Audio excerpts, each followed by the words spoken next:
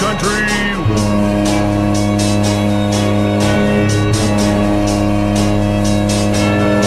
Welcome to another episode of Let Us Be Heard. What's up, Moose fam? Colin back here for another episode of Let Us Be Heard. I will be flying solo today as Dale had a previous engagement. But that's okay. We're going to roll right into it with somebody from the inaugural year, our very first Moosehead team. Let's hear it for Chris Peyton. Chris Peyton, how you doing, sir? Good, man. How you doing, Colin? Not too bad, man. Listen, I just want to say thanks. Anytime one of you guys bless us with your presence on such a small channel, it means the world to me. It means the world to the fans that are going to get to see you one last time, at least. So it's. I just want to thank you from the bottom of my heart. I appreciate you, sir. Thank you, man. Thanks for having me. Hopefully, I get to see the fans more than just one last time. Yeah, man. Still got some family, and I do get up there when the schedule allows between my two kids and their 80 sports that they try to do. Halifax is still one of my favorite cities in the whole entire world, so I love to get back there. Well, you can be my guest anytime you're up and there's a Moosehead game going on. I'll get you tickets for you and the whole family, man. You can be my guest. I appreciate it, man. Love appreciate to have it. You just got to get back. Just once you live in the South, you really don't care to get back there in the winter. I can imagine. Shows me is good enough for me. What's the temperature down there? Right now, it's 28 Celsius. 28. And so it's a big week for us because it's Thanksgiving, and I don't ever want to take anything away from Canada, but Americans do Thanksgiving the right way. Do they? And it's the best holiday ever. It's always on a Thursday, which means Friday's off, so you get 4-day holiday, and it's nothing. It's only about food, friends, and football. And so there's no pressure, trying to be stressed out, and they do it right. Much of the same food? Yeah, it's very similar. It's the turkey and it's all that. We do have some variations of the dressing and whatnot that I get used to, and they have a lot of vegetables down here. But it's great. The temperature is always great. It's really it's the end of college football season, and so games are really meaningful. It's a really good fun time. So we're going to head up to Jackson, Mississippi tomorrow, where my wife's from, just outside, bring the kids up and the dogs and spend the day up there with the in-laws. And you got to catch some football then? Yeah, we'll see some football tomorrow. Yeah. Here, we'll be watching football again. Yeah. We're big college people. Obviously, we live in Baton Rouge, Louisiana now. And our house is about 7 miles straight down to LSU. And we've become just enthralled with LSU athletics. And so we're big supporters. We obviously go to a lot of football games, tailgate all the time, and then also basketball and baseball. I think that's what's missing from hockey is the whole tailgate aspect of it. I think that would make hockey so much more enjoyable. If you can get the weather for it, I can tell you the best thing I've ever done in my life is tailgate. It is by far the best. And we go to an LSU tailgate, there's about 250 to 300,000 people outside, and then you probably have another 100,000 going into the stadium. And it's something that everyone, I think, needs to experience. It is amazing. Well, I'll tell you, I'm not a big football guy, especially after Brady left the Patriots, but it's definitely something I could pick back up again. So you were on the inaugural year of the Halifax Mooseheads. I'm sure you have a lot of insight as to how the Halifax Mooseheads came to be. Can you let us know from your point of view? Yeah, I actually had to research it a little bit to remind myself, and I guess I wasn't in tune in the early phases of the Quebec League or, obviously the Mooseheads. I was drafted in the OHL, and then I went and played in Moncton in the Maritime League for a year. And I spent probably 3 or 4 years doing the Chowder Cup. And that's where my last year on the Chowder Cup was when I got noticed from, I think it was 3 teams from the Q. It was Hull, St. Hyacinthe, and Halifax. And it came down, I guess the decision from me and my family were Hull and Halifax. And so my dad kind of talked to both teams and we couldn't really decide. Hull had a really good team and they were trying to vie for the Memorial Cup. And then Halifax was obviously completely brand new, but you could be in the Maritimes and obviously around English speaking people. It was a little bit different and closer to home, which I had not been able to do. I think one of the kickers for me was my brother was at Acadia at the time, and he told me that if I played for the Mooseheads, that he would not miss one single game, and he didn't. That's and amazing. He was notorious for holding. Yeah, it's notorious for holding signs up, and he would have comical signs that during the national anthem, everybody in our team would always look up to Little Larry's sign. And he never did miss a game. I mean, he came in sometimes, he had a little tiny, he had a little Honda CRX, and he would drive in snowstorms. And I would tell him, back in the day, we had cell phones. You would call and go, "Hey, Larry, don't come in." And during the warm-up, or I would see him up there, and then during the national anthem, he'd have the signs. That was an incredible car, the CRX. Absolute tank. Yeah, that was the old school, too, because you had the Sony CD player that you had to put in with the cassette. You just couldn't go over bumps because it would skip. I love it. Now, give us an example of one of his signs.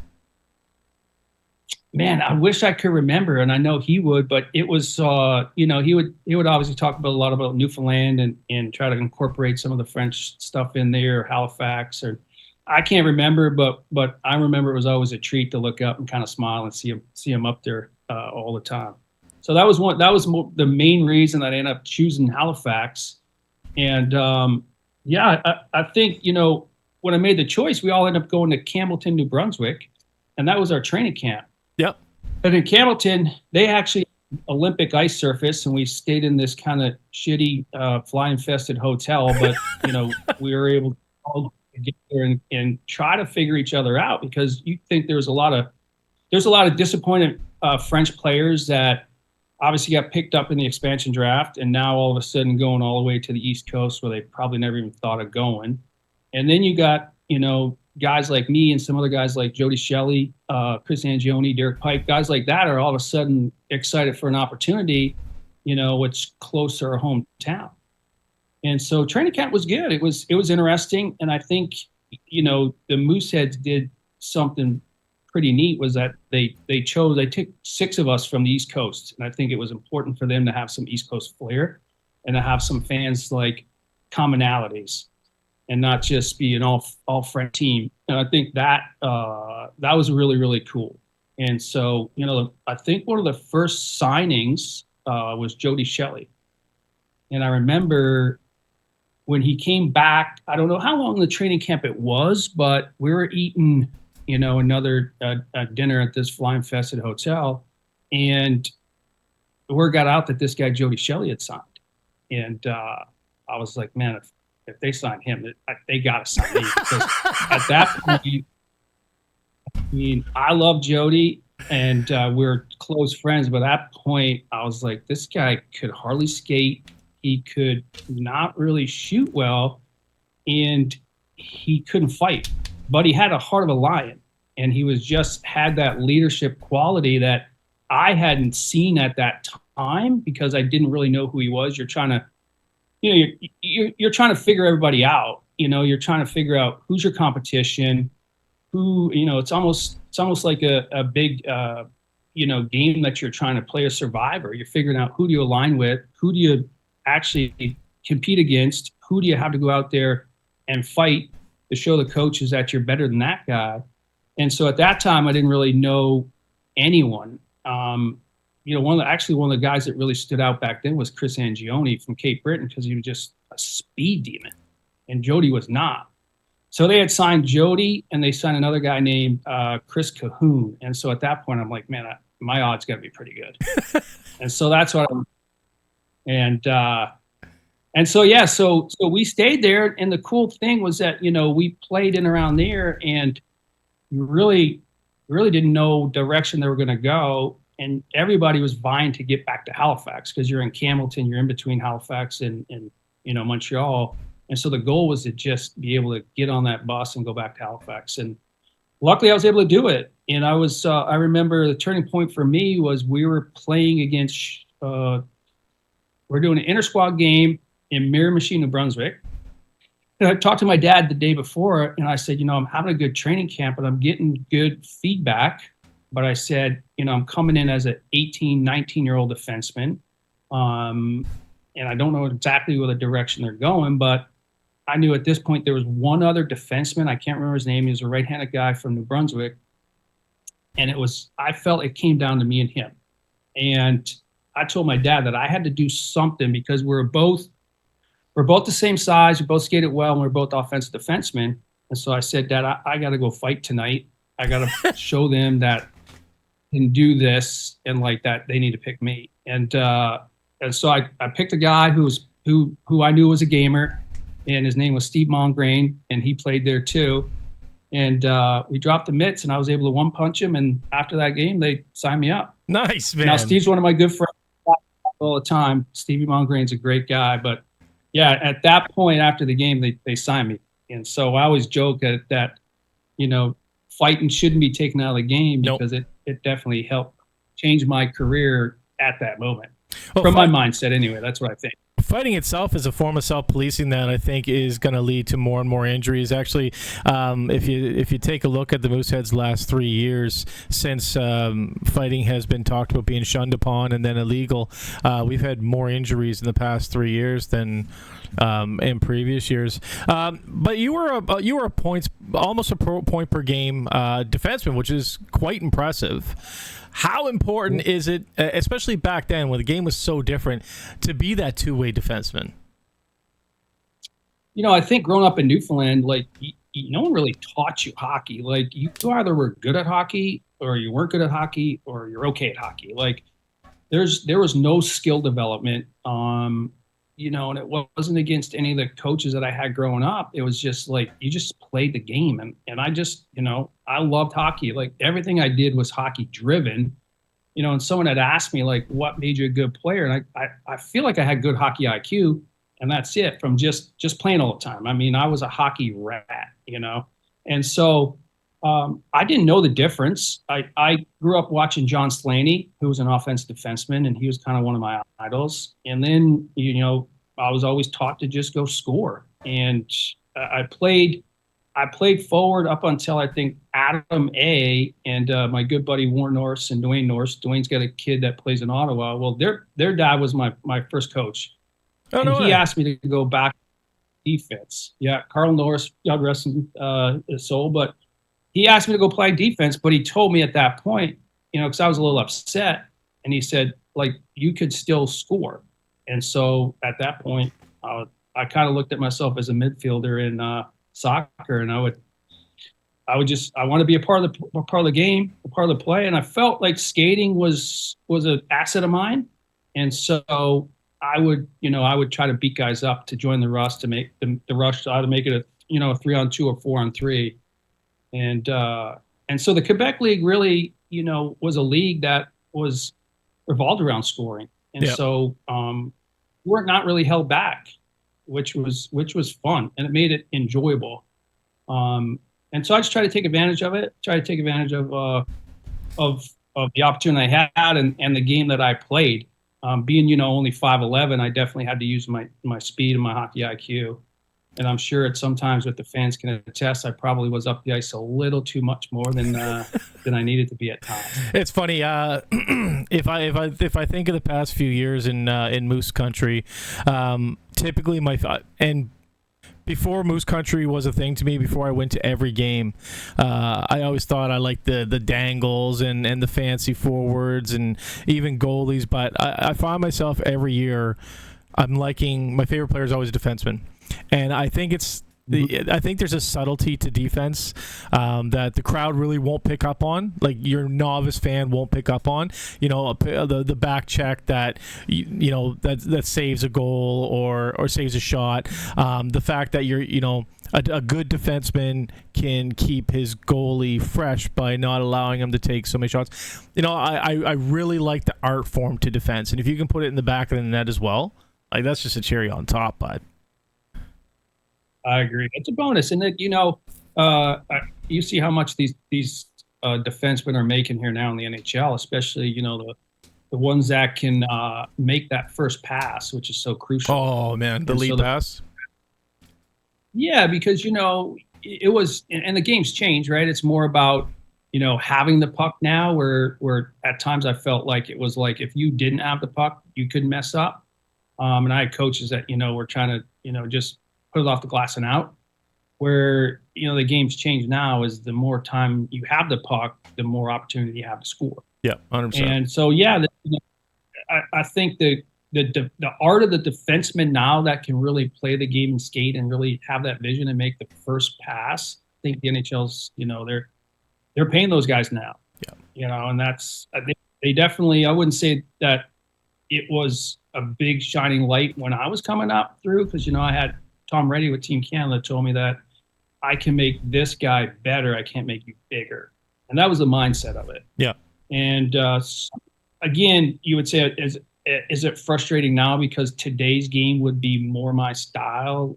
Yeah, for sure. But I don't have any regrets. I wouldn't have changed anything for sure. I have a great family. I have great friends and great memories from the game. But yeah, the defenseman, it's fun, man. It's unique, and I really enjoyed kind of being the quarterback back there and just seeing the whole entire ice. Plus, it's much easier to play 28 minutes at defense than it is 20 minutes at forward. 100%. They're going, man, constantly. So walk us through the first year with the Halifax Mooseheads. Did you I want to talk a little bit about the fans. Did you see Halifax embracing a junior team the way they have? Like from the inaugural year? 100%. Really? Yeah, 100%. I mean, just the support that we got, and I think the professionalism that Harold McKay brought in, it just put us kind of in, not elite status in our mind, but like it really made us feel special, and we felt like we owed it to the city and owed it to the organization to give back. And we didn't have a tremendous year, but when we played at home, we played hard, and we had an okay run in the first round with Beauport. We took them to 7 games. Yep. A lot of that has to do with our home wins and our fans that supported us. We were blessed the first year to fly. We would fly, and we would have private planes sometimes. And so that's pretty special as what's that 18, like? I was going to say, kid. what's that like as a kid, right?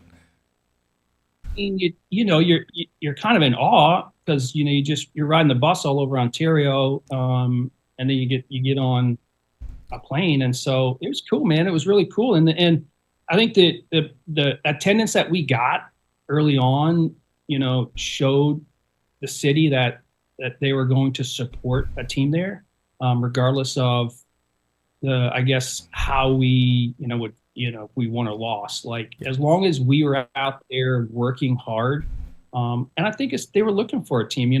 They had teams that came through in the AHL. Yeah, we had Citadels. And the AHL is a very good product. It's just the Q in junior hockey is different. It's a little bit more exciting because the kids are younger, and then there's more mistakes. And even in the Quebec League, it was just more of an entertaining game because there was a lot of offense being, driven. Yeah. And so there was no doubt that I ever thought that Halifax would never, not succeed. It was a first round organization from everything that they did.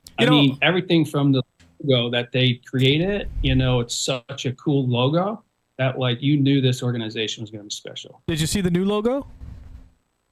I didn't. No, it's changed. That's it. So what's the difference?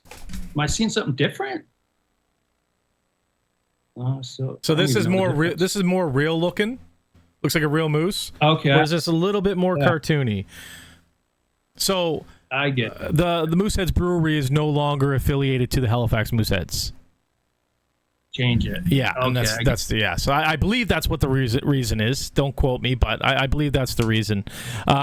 No, and would you believe that on a Tuesday night, if we have a game on Tuesday night, we'll still have 8,000 people out of 10,000 possible at the games? Yeah, I can believe it. That's crazy. It's a good product.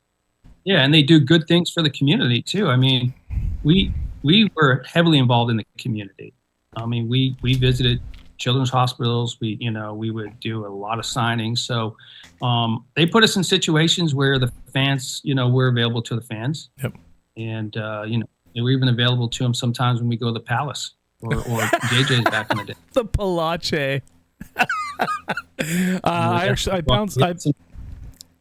I I bounced there for a little bit back in the day, actually. You weren't the one that choked Jody out that one time, did you? No, it wasn't me, man. Let's hear it. You can't say something like that and not explain, bud.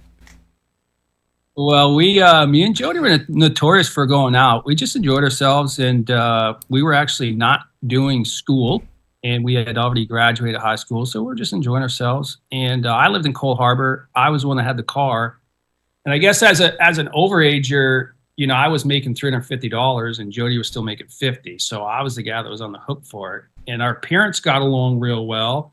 And I remember my dad Larry and his dad Ed would you would see them in between periods leave and go out the little side security door and go over to Cheers and grab a beer in between periods, and then they'd come back and be cheering us on. They were notorious for it. And so one night, me and Jody, we ended up going to JJ's a little late. But not too terribly late. And I guess at JJ's, you didn't have to pay for admission, if you had a ticket stub. Well, my dad had kept it, but Jody's dad, Ed, didn't. And so the guy was trying to charge him, admission to get in. And Ed wasn't having it. And he was trying to tell him, like, my son's Jody Shelley. And Ed's hands were like, the size of my head. They were huge. And by the time we got there, Ed had this bouncer up going like, hey, man, I'm not paying. I just was at the Mooseheads game, and then me and Jody came in. They're finally like, okay, you can let him. So we went out. But one night at the Palace, we were notorious. I remember going, it was back in the day when you'd wear a T-shirt, and then you'd have a plaid shirt wrapped around your waist. It was just the in thing to do. Yep. And we were partying one night and, dancing on the floor like you did, Dirty Dancing style back Patrick Swayze. And I didn't know where Jody went. And so all of a sudden, 20 minutes later, he comes back in and he's got his plaid shirt wrapped around the front. And I said, Jody, what happened? He's like, I don't know what happened, man. I just got someone kind of pushed me, and then all of a sudden the bouncer came out, choked me out, and I pissed myself on the way out. And then they let me back in, so I just had to turn my shirt around so you can't see it. No. and then we just partied again, and then we thought nothing of it. What a trooper! God bless having the plaid shirt back then. What a trooper, man! That's awesome. Yeah. We had some good times. We were notorious for having a Thursday morning practice before school, before all those guys went to school. Yep. And I think it's like 6 o'clock. And it would typically be. It was at a really old rink. I don't think it was a Halifax Forum. There was another rink that sometimes we played at, practice at. Was it in Dartmouth? And sometimes. I don't think so. I can't remember. Because there's one in Shannon Park, down by the harbor. Yeah, maybe. I can't remember. But I remember one night, me and Jody, we kind of got in a pickle where it's like, okay, and this was before Uber. I lived in Cole Harbor, and I was leaving my car there because I was in no way to drive. And I'm like, man, do I go home to get a taxi and taxi it back, or I guess let's just keep going? And so we kept it going, and we closed the Palace, and then we went to this restaurant that was right by the rink. It was called Apple. Oh, the Apple Barrel. The Apple Barrel, bud. Breakfast. Yes, all day breakfast. And we pounded that out, and we had about 6 cups of coffee, and we went straight to practice. No. And then the craziest thing about that is I just had been buying all this, liquor for Jody the entire night before, and we get in there, and we're doing 3-on-3 battles down low, and Jody was just pounding me, cross-checking me, and was relentless. And I was like, man, like what? Like we just hung out all night. And he's like, sorry, bro, like this is my job. I gotta keep my job. And at that point, I was like, pretty impressive, man. Good for him. I get it. Yeah. So he didn't hold back on anybody, and that's why he's been very, very successful. And I have the utmost respect for Jody because he did it, he made it, and he worked hard doing it. Now you're still in contact with Jody Shelley, am I correct? Yeah. So Jody, right before COVID, Columbus was in Nashville, and we're a direct flight from New Orleans to Nashville, and we were going up. And I saw Columbus was playing, so I contacted him, and he got some tickets for us, and we met up the day before. And he's a color commentator for Columbus now, yep. And he's actually on the NHL too. So I'm driving around, I'm listening to the radio, or I see him on TV, I just chuckle, think of the stories that we have together. And so we connected up there. He met my kids. He brought the kids up into the color commentating booth, and it was great to see him, man. He married a girl from Columbus. Yep. So after he's done, back to Columbus, and he's got a couple kids up there now. So we'll stay in touch. We'll shoot texts every now and again, and it's not as frequent as I wish it was. Just life gets busy between work and two kids that play a bunch of sports, and so I wish I could stay in better contact with him. And we always have planned to do a home and home. I'll go see an Ohio State game, and then he'd come see an LSU game. But until it's on the books and scheduled, it hasn't gotten done yet. Yeah, he's a busy guy. I've been texting back and forth with him for 6 months, trying to get him on the show, and his schedule's just hectic, right? So it's really cool that you got that opportunity though to go hang out with him again, with your families. That's amazing, man. So we know you had a bond with Shelly. Was it the whole team that was like that, or is it just cliquey? No, it's funny is that like you would think that the first year, we had a really good leader in Brent Blackned, and he's just a big, aggressive dude. Great guy. He was fluent in English and he was fluent in French, and so like he was kind of the middleman between us. And he was a no frills guy, man. He was kind of scary at times, but big hearted, and he brought us together. And so even from the start, where you had these, probably a lot of these French guys that were a little upset of being put on, a team that, an expansion team from the draft, and then obviously us on the East Coast looking for an opportunity to play. There was never really any issues. Normal hockey player mentality of holding everybody accountable. But what I found, being around other sports, is that there's just really not a lot of assholes in hockey. I mean, you get back to the fighting part, there's retribution involved, and the few assholes that you do have, like it gets cleared out pretty quick because there's fights on the ice in practice. Yep. And so there's you have to answer the bell if you're going to be that. And we obviously would get intense in practice sometimes. If you're going through a slump or you're just tired or whatnot, but we had a close team, man. We really, really were close, and there was nothing between the French and the English. And I think the French guys did such a good job trying to adapt to the English culture. And then I think we also, tried to understand their culture, because we did spend a lot of time in Quebec playing. Then we also spent a lot of time with those guys, and I think we just embraced each other, and it was special. It was that first year was very special. It was. I heard on memory. I heard Blackned, he wasn't afraid to dole out punishment in the locker room as well. Is this true? He was wild. He was intense, and he was demanding, and you could call him grumpy at times, but he had this big soft heart, and he got in front of me on the bus. And so whenever we bust, my first year we would bust to Montreal and we jump on and go to Chicoutimi or where, he was always in front of me on the bus, and he just had a big heart, really, really good guy, and I was able to just see him and his leadership style, and then take advantage of that my next year. Now, up and be a leader. Now we have you're freezing there. Just give it 1 second. Okay. Kind of jumping around. Strange. Do you see it? No, I'm sure you just see your own. I don't see anything. Yeah, no, you look like you're having a seizure on my screen. Okay, I was drinking bourbon, but. All right, we'll just continue. It'll fix itself. So there's people in the building who have been going to the games for 30 years. They've had season tickets for 30 years. Do you remember any fans from back then that may still be in the building? If you showed me pictures, I guarantee you I would. Yeah. I know, the Mooseheads did a great job with the billets as well, and I was lucky to have a great billet in Cole Harbour, Debbie and Dave Skirman. And then they also aligned themselves with the Halifax Police Department.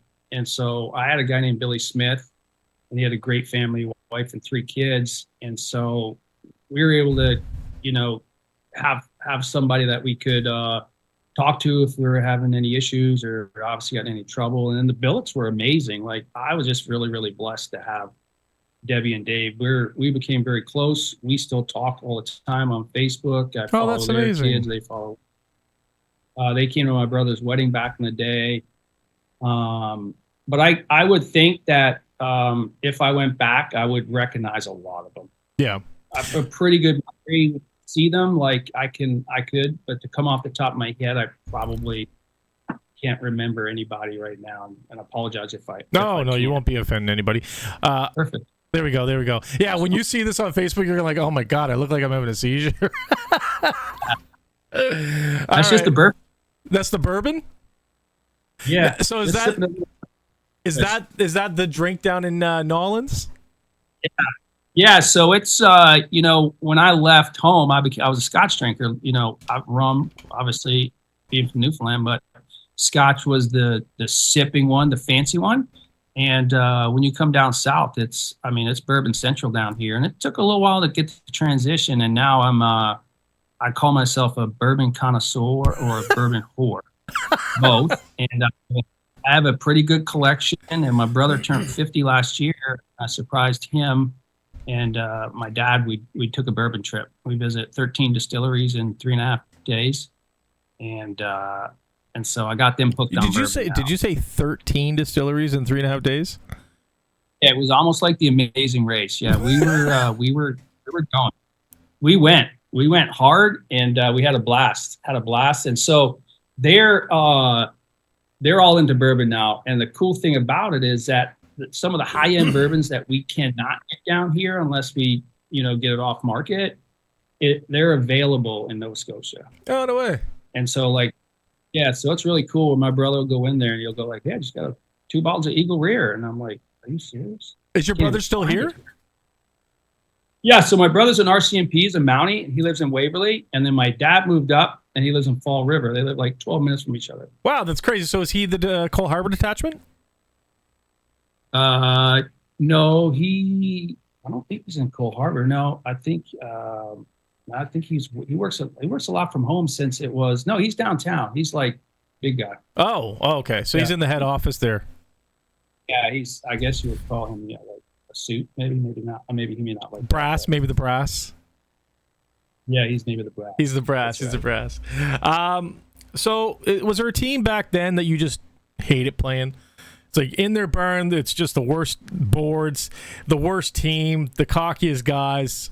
Was there a team that you're just like, oh man, fuck these guys? There was, Shawinigan was a shithole, and I don't know why we played in Shawinigan, and maybe it was like that. We play like 3 games in 2.5 days, and like you're just exhausted at that time, and you got to play just this shit team in Shawinigan. Like Beauport was like, it seemed like the fans were like on top of you, and it was the rink always just felt small there. And they had some tough dudes, man. They had Joel Theriault, which he ended up playing with us and become my D partner. He's an absolute maniac. And they had this guy named Patrick Cote. And so, like, they just had a tough team. And then Eric Dawes played there, too. I mean, he was just a big, soft guy, but he was skilled. That was always a tough place to play, was there. A couple other players. Like, Hull was a great spot to play. They had a good rink. And so they're no longer the Hull. They're now the Olympique. Yeah. So they're right in. Yeah. So that was a cool spot to play. And I remember going in there. They were on some crazy winning streak of like 18, 20, 23 games. And we went in there and beat them. Jose Theodore was in net. And the fans were like, it was an awesome time. But, I mean, there were some cool rinks. I think Granby, my second year, was terrible because those fans were crazy, and you had George Larocque on their team. You had Michel Therion was the coach, and they just had like just a tough team, and they were good. They were also good. I think they changed from the Bison to the Predators or something like that. I don't know. I don't know. They were tough. Yeah, Granby. Oh, this is Ontario. No. Granby. This was back in the day. Yeah, I don't recognize that team at all. Had They had George LaRock was there, Michel Thirion, Francis Bouillon was a defenseman, played for Montreal for a long time. It's funny, I recognize the names like LaRock, but I don't recognize the team name. That's crazy. But again, before my time, there's probably a good 9 years in between us. Okay, yeah, that could have been a team. I think it was just outside of Montreal, one of those. Yeah. So do you have any, is there any Moosehead memories that live rent-free? Maybe it was a time on the ice where, a great play, or, maybe it was something that the whole team did together off the ice, but just something that when you think of Halifax and your time here as a hockey player, that first thing that pops up. What's that? Hey. What? Sorry, I got someone coming in the office. That's all good. I can pause it. I just paused for one second. So I got a bunch of dead bodies in my freezer. Oh, buddy. Can I use that? Can I use you saying that for the video? That's awesome. Yeah. Okay, so you played for the Mooseheads, then Acadia for a number of years. What are you up to now? Are you still involved in hockey in any way? No, I wish I was. That's the only bad thing about living in the South. I joke around with my wife. I said that, I love living in the South. I love not having to deal with snow and literally golf 12 months of the year. A couple of things that do not make sense to me would obviously be the hurricanes and tornadoes that come through. It's just something that you're never really going to get adjusted to. I've become pretty good with snakes now. I will see snakes that do go through my backyard, and it's a little nerve-wracking, but I've learned to get over the fear of them and realize that they really don't want to mess with you. They go the other way. I'm terrified of snakes. And so, no, yeah, I know as you should, but they're here, they're everywhere, but they don't really want to bother you, And I kind of live on the back of a bayou, so we do see them every now and again. But no, living in the South's great. I don't have any access to hockey. So when I first moved down, I came to New Orleans. I took this job and retired from hockey. So I do orthopedic sales now. And the vice president of a company called Arthrex. And so we are based in Louisiana, Mississippi, and we basically we sell everything that goes inside your body. So if you're going to get a rotator cuff repair done, we would sell the anchors, and we would sell anything that goes along with the surgery, access, instrumentation. If you tore your ACL, we would be there. If you broke your ankle, your wrist, if you had, Tommy John and an elbow. And so we do all that. And once I heard of this job, I knew I was going to be in some type of sales. And so when I talked to my old athletic trainer, when I played in the East Coast League, he told me this is what he did. And this was probably 9 years after, maybe. And I hung up the phone at that time and told my wife, you know what, I know what I want to do after hockey. And if I could get into this industry, I will retire. And so that was a year before we went to Austria. My son was born over there. We won the championship. I was able to score the game-winning goal. Hey! And that was the last time I didn't realize it because I re-signed in Italy. And I said, you know what? Italy's beautiful. I played there 3 years. And I'm gonna go out and play probably 2, 3, 4 more years. And I'm going to enjoy it in a beautiful city. And when I got this position, I was in Jackson, Mississippi, which is about 3 hours from New Orleans. I'd spend my summers there with my wife. And so when I got the call and said, hey, you got the job, it was for substantially less money, and it was in a city, 3 hours away. And I said, thank you, I'll accept it. I called my team in Italy and said, I'm officially retiring. And I jumped in a car and drove to New Orleans. And then I lived there for 3 months and drive back on the weekends to see my family. And I've embraced it ever since. So was your body... I got a promotion after 10. Was your body just Go ahead. tired of hockey, and that's why you took the pay cut? You're just done with hockey, or?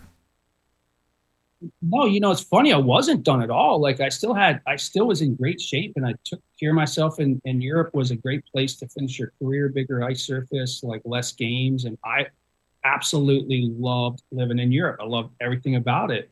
It's just, I had no idea what I wanted to do. And you kind of get that aha moment, and you realize, like, I'm 34. I could be getting out trying to start a career and trying to be successful at 34 versus 38 or 39. And there's a vast difference. I have friends today that, they call and ask, how do you get in the industry? And unfortunately at 39, you're kind of outage yourself and for our industry. And because the learning curve is so big.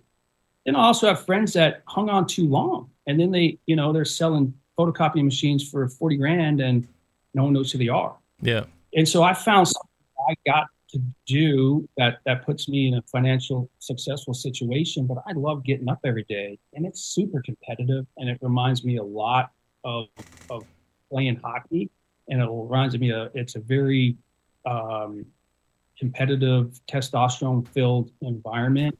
And so when you deal with orthopedic surgeons in the OR, a lot of those guys are former athletes or very, fond of athletics. And it's just, I love everything about it. And so I was lucky to be able to find something after my career that puts me in a place to be successful and still enjoy what I do and still get that competitive vibe.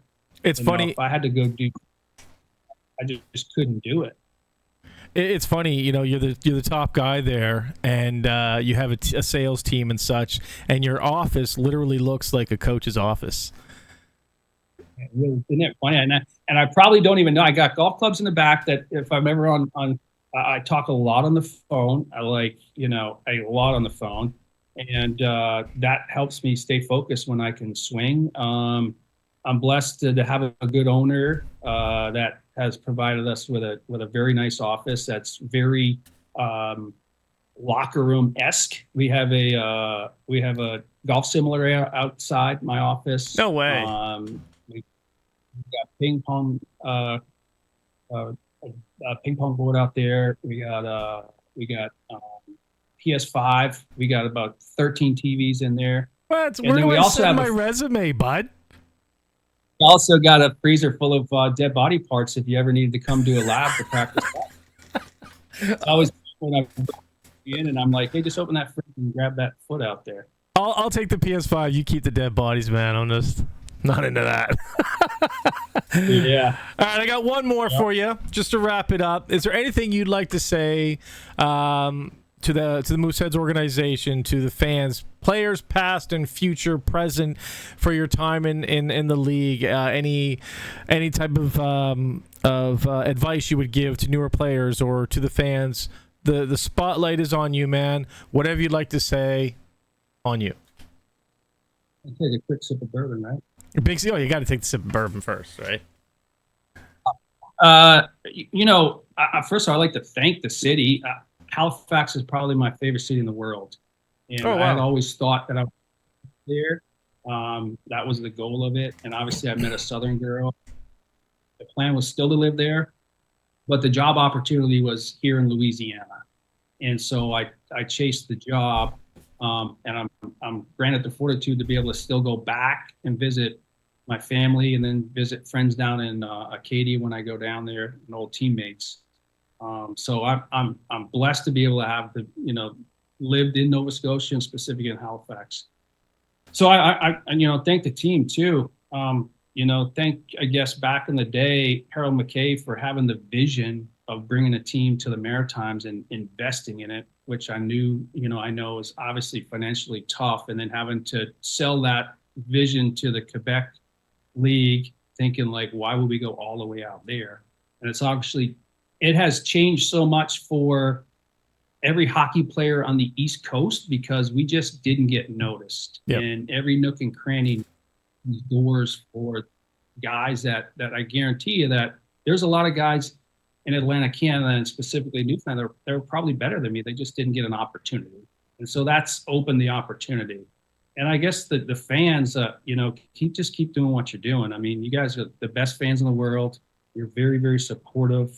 And, I know that as a former player, seeing highlights on Facebook, on Instagram, and seeing the fans in it and seeing the passion that they still have, and then just seeing that, there's nothing better or more special than a hockey player going on ice and seeing a full, no seats empty. I mean, that is what drives every day. And look, it's everybody looks at as athletes as having this delightful, job, and it's not. It's demanding. It's a beat down on your system because you're only as good as your last shift, your last practice, your last game. If someone comes along that's better, I mean, we see the St. Louis Blues right now where, they fired their coach because they had a better coach from Boston. So, having said that, be supportive of the kids that are out there and, keep pushing them. They are kids. And, when I talk to people down here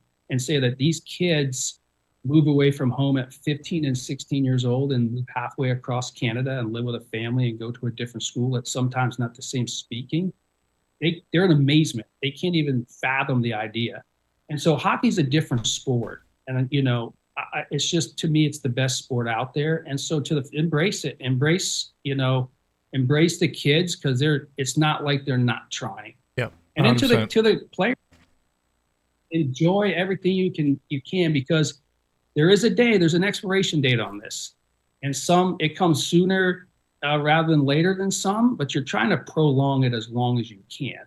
Just go enjoy the game, enjoy especially at their age right now. They don't, later in life, you got to start figuring out what you want to do. But for now, these kids don't. No. Just enjoy, be smart. Obviously, social media changes things. Be smart, but go have fun. I play with some players that I found when I look back, oh, we got to play again. Oh, I just want to die off. Oh, we got to practice. And what I would think back is I would give anything right now to go play three games in 2.5. I would give anything to just go practice. Love the game of hockey and just enjoy it because this is what we did as kids. And so don't think anything, even if you're having bad times, just go enjoy. Yeah. That's amazing advice, man. Listen, Chris, you're an absolute legend, man. I appreciate you coming on the channel and letting us speak with you here for you. Very gracious, almost 50 minutes, man. I appreciate it. That was Chris Peyton, everybody. Hope you're all healthy, safe, happy out there. And as always, go Moose, go.